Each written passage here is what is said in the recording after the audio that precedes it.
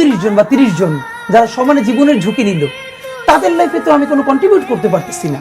তাদের ক্যারিয়ার চলে গেছে, টিউশন চলে গেছে। আপনার কি মনে হয় ভাই আমি একটা প্রোগ্রাম আমি চাইলেই হয়?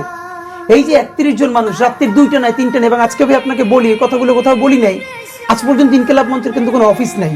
দেশের মানুষ অনেক মনে করে যে আমাদের বিরাট ক্যাপাসিটি, আপনাদের রাস্তায় অফিস, রাস্তা অফিস, এবং যখন দিনে করি সব রাস্তা শাহবাগের রাস্তায় বসে। আর আমাদের তেমন অনেক হয় যে রাত্রে আমাদের ঘন্টার পর ঘন্টা কাজের প্ল্যান আর থাকে। সর্বোচ্চ খাবার হচ্ছে 1 কাপ চা আর বনরুটি। বনরুটি আর চা। তা আমার বাসাটা ভাই ছাদে, মানে টপ ফ্লোরে, বাকিটা অর্ধেক হলো ছাদ।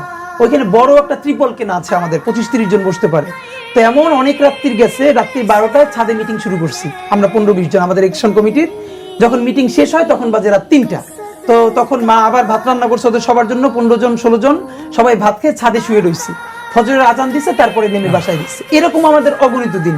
কিন্তু ভালো লাগাটা কি জানেন, আমাদের এই একটা ছেলে একটা মেয়ে, এইটা নিয়ে জীবনে কোনো আফসোস নাই যে আমাদের মাথায় বালিশ। মানে এখন আমি তো চাইলে রুমে গিয়ে শুইতে পারি, ওরা আমারে বলে, কিন্তু আমার মনে হয় ওরা 10 জন শুয়ে আছে, ওদের সাথে শুয়ে থাকতে পারে, আমাদের জন্য আনন্দের।